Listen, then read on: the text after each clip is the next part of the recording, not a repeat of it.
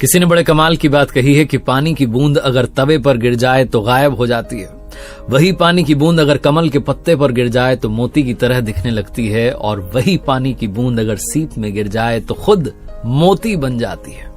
पानी की बूंद वही है, सिर्फ फर्क जो है संगत का है। आपके साथ मैं हूं आरजे कार्तिक।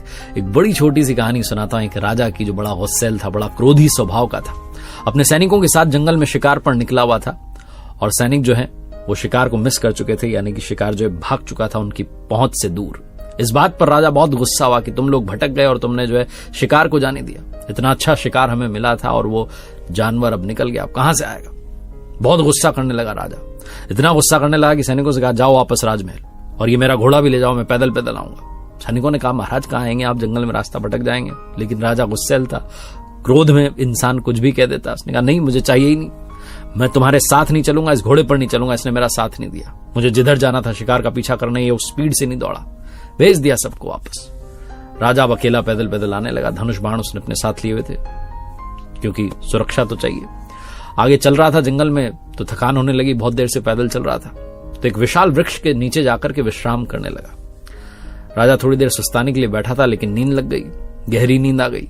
दोपहर का समय था। उस विशाल वृक्ष पर, पेड़ की जो डाली थी उस पर एक कौवा आकर के बैठ गया और थोड़ी देर बाद कौवे ने बीट कर दी। जो बीट थी वो राजा की जो ड्रेस थी, जो कपड़े थे, उन पर आकर के गिर गई।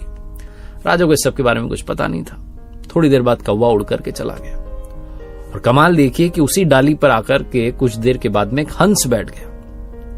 हंस जब आकर के बैठा तो हंस भी थोड़ी देर सुस्ताने लगा। शाम होने को आई और राजा की इस बीच में नींद खुल गई। तो राजा ने देखा कि उसके कपड़े गंदे हो चुके हैं, ड्रेस गंदी हो चुकी है। तो उसने आओ देखा ना ताओ, ऊपर देखा सबसे पहले तो हंस दिखाई दिया।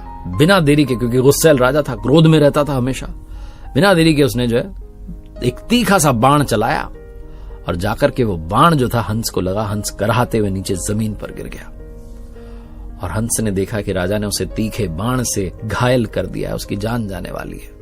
तो हंस को कारण समझ में आ गया कि इसके कपड़े गंदे हो गए, इसलिए इसने मुझे मारा। हंस ने जो कहा वो जीवन का सार समझाता है।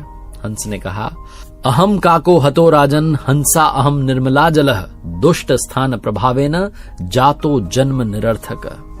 हंस ने कहा, राजन, मैं एक दुष्ट के स्थान पर आकर के बैठ गया, वरना बताइए मेरा क्या कसूर है, मैंने क्या किया। मैं तो निर्मल जल में रहने वाला निर्मल स्वभाव का हंस हूं, लेकिन मैं एक दुष्ट की जगह पर आकर के बैठ गया और मेरा ये हाल हो गया। आप सोचिए राजन कि जो दुष्टों के साथ रहते होंगे हमेशा, उनका क्या हाल होता होगा। हंस के प्राण जा रहे थे, राजा क्षमा मांग रहा था, लेकिन क्या कर सकता था। हंस ने प्राण त्याग दिए और जाते जाते राजा को बड़ी बात सिखाई कि दुष्टों की संगति से बचिए। बहुत छोटी सी कहानी है, लेकिन दो बातें सिखाती है। पहली तो ये कि आपकी जो कंपनी है, जिस फ्रेंडशिप में आप रह रहे हैं, जिस सर्कल में आप उठते बैठते हैं, वो ठीक लोगों का हो, वैसे लोगों का हो जो आपको आगे बढ़ने के लिए इंस्पायर करते हो, मोटिवेट करते हो, आपको लाइफ में पॉजिटिविटी का रास्ता दिखाते हो, आपकी टांग नहीं खींचते रहते हो कि तू ऐसा है वैसा है। ये कहते हो कि आप अच्छा कर सकते हैं, आप बड़े सपने देखिए, उनके लिए मेहनत कीजिए। और दूसरी बात सिखाती है, कभी भी क्रोध में आकर के एक्शन मत कीजिए। कुछ लोग जो है गुस्से में आकर के कुछ तो भी कर बैठते, मालूम चलता है हमने गलत कर दिया। तो कभी भी जब आप गुस्से में हो कोई भी फैसला मत लीजिए, फैसला लेने से बचिए। एक बार फिर से वही बात कहूंगा, ऊपर वाले के आशीर्वाद के साथ, अपनी मेहनत के साथ और अपनों के प्यार के साथ कर दिखाओ कुछ ऐसा कि दुनिया करना चाहे आपके जैसा। याद रखिए, मैंने अपनी ऑफिशियल वेबसाइट लॉन्च की है www.rjkartik.in। जाइएगा, कुछ कोर्सेज वहां पर हमने लॉन्च किए, जरूर देखिएगा।